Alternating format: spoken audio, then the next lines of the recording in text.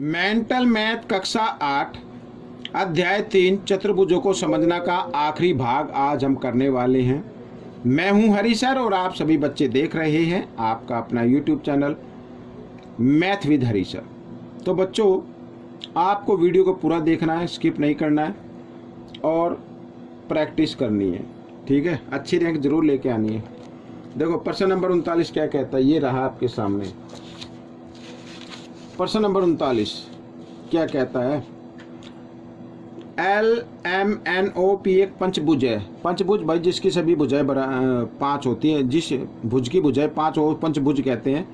और यहाँ पर ये एक सम पंचभुज है। क्या है? एक सम पंचभुज है। सम लगा दे। सम का मतलब समान भुजाएं। ठीक है ना, ये इसमें दिखाई दे रहा होगा कि आपको थोड़ा आगे पीछे। तो सम पंचभुज तो या पंचभुजी मान लो, कोई दिक्कत नहीं है उसमें। तो क्या समपंच, ठीक है, एक पंचभुज है। तो पंचभुज का यानी ये, अब जिस पे मैं पेन चला रहा हूं, ये LMNOP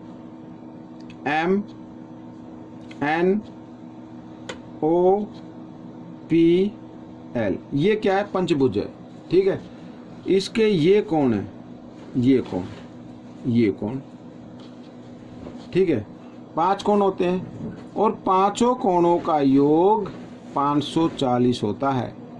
पंचभुज में 5 कोण होते हैं, पांचों कोणों का योग 540 होता है। नहीं मालूम तो आप ये जो फॉर्मूला होता है ना, n-2 और गुणा 180, इस फॉर्मूले से आप निकाल सकते हैं। n की जगह आपको भुजाओं की संख्या रखनी है। ठीक है ना, भुजाओं की संख्या।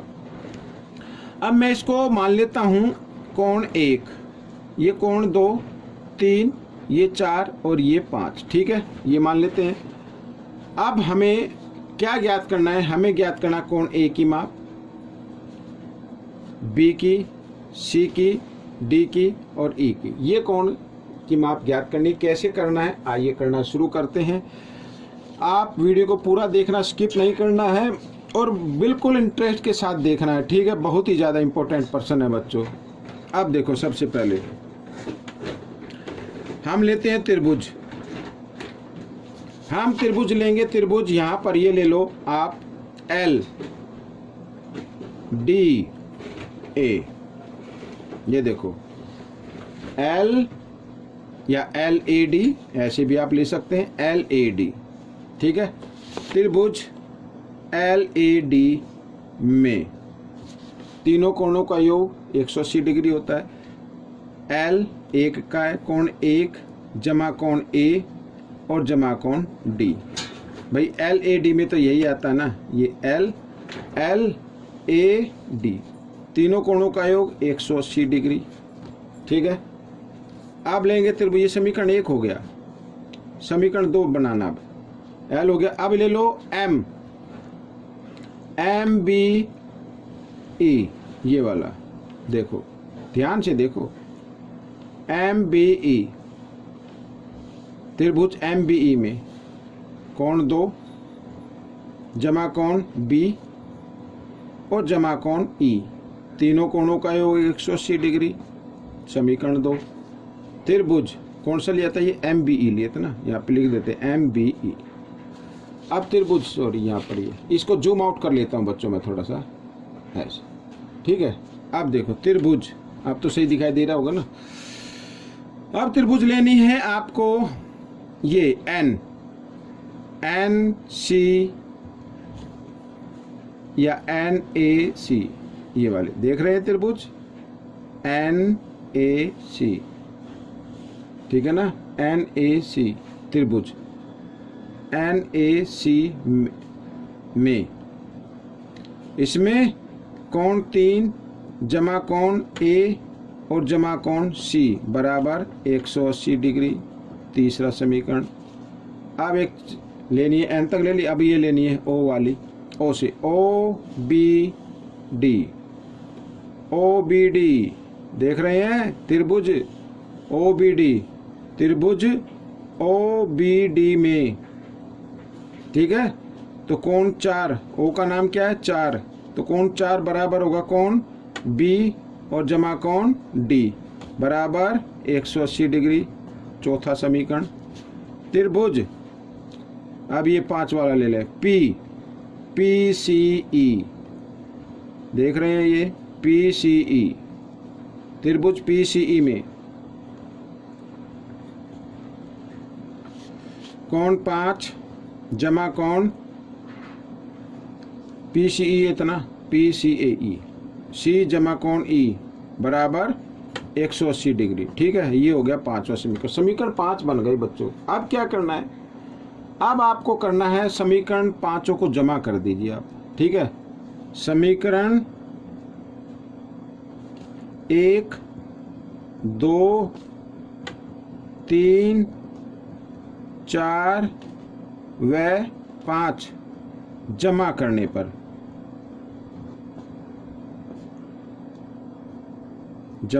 ठीक है, आइए जमा कर लेते हैं। यहां से करता हूं, कोण 1 जमा कोण A जमा कोण D जमा कोण 2 जमा कोण B जमा कोण E जमा कोण 3 जमा कोण A जमा कोण C जमा कोण 4 जमा कोण B जमा कोण D, ठीक है, जमा कोण S, सॉरी 5 है, S नहीं है, 5 जमा कोण C और जमा कोण E बराबर होगा ये 180 को 5 बार जमा करते हैं। 180 को 5 बार जमा कर, इससे अच्छा 180 को 5 से गुणा कर लो। ठीक है ना। आइए अब क्या करना है, अब आपको 1 2 3 अलग रख लेना है। कोण 1 कोण 2 कोण 3 कोण 4 कोण 5 ये अलग लिख लिया, जमा। अब देखो यहाँ पर ए भी कितनी बार है, 2 बार है, बी कितनी बार है, 2 बार है, सी यहाँ पर सॉरी डी है, डी भी 2 बार है, और ई भी 2 बार है, सी भी 2 बार है, सभी कोण 2 2 बार है।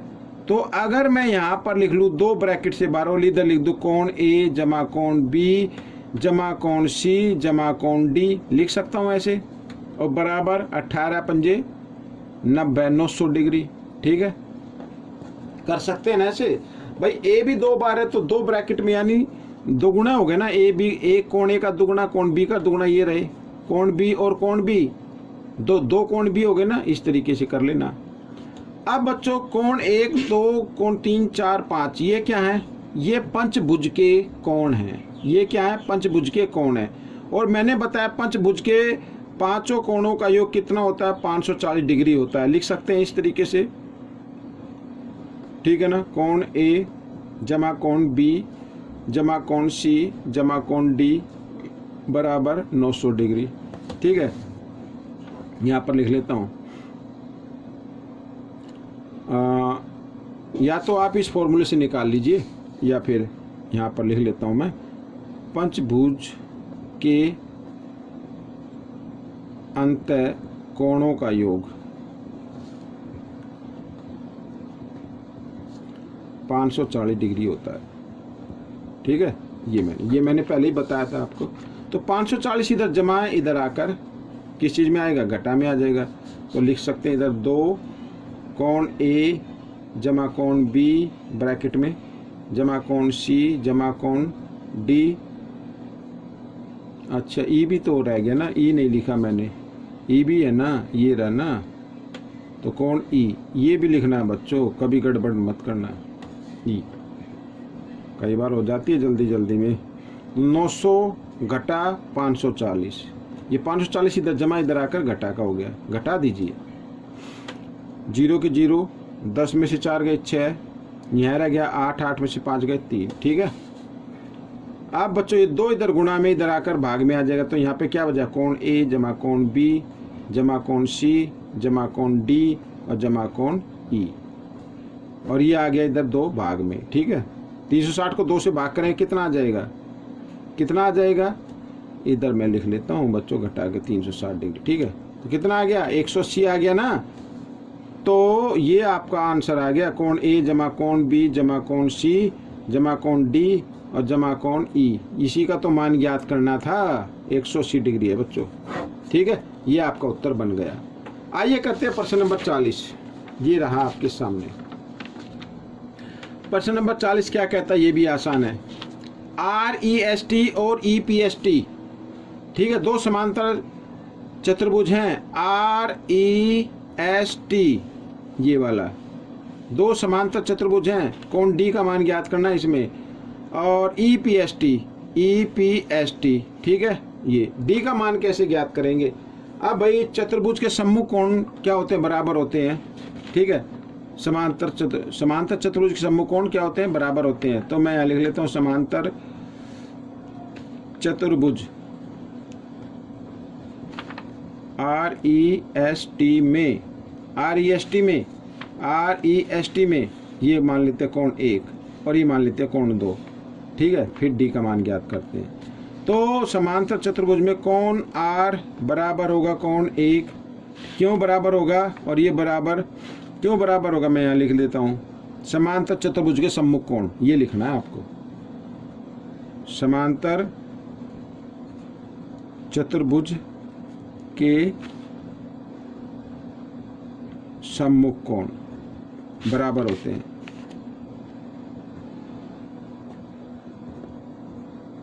ठीक है, तो R की माप कितनी है, 75 डिग्री। तो कोण 1 की माप भी कितनी आएगी, 75 डिग्री आएगी।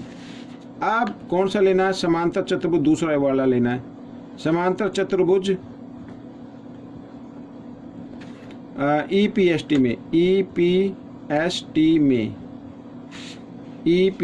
में, तो इसमें भी क्या होगा, कोण 2 बराबर होगा कोण P के। ये भी तो सम्मुख कोण हो गए ना, सम्मुख कोण क्या होते हैं, बराबर होते हैं। ठीक है, यही कंक्लूजन आप नीचे लिख देना, ये वाली समांतर चतुर्भुज के सम्मुख कोण बराबर होते हैं। तो कोण 2 की माप कितनी होगी, P की कितनी है, 50 डिग्री, तो 2 की भी आ जाएगी 50 डिग्री। ठीक है, अब आपको क्या करना है, अब आपको ये लेनी है त्रिभुज TES में। ठीक है, यहाँ पर मैं यहाँ पर करा दे, त्रिभुज TES में।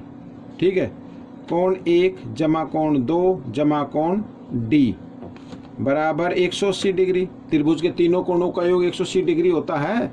तो 1 का माप है 75 डिग्री, 2 की माप है 50 डिग्री, D की ज्ञात करनी है 180 डिग्री।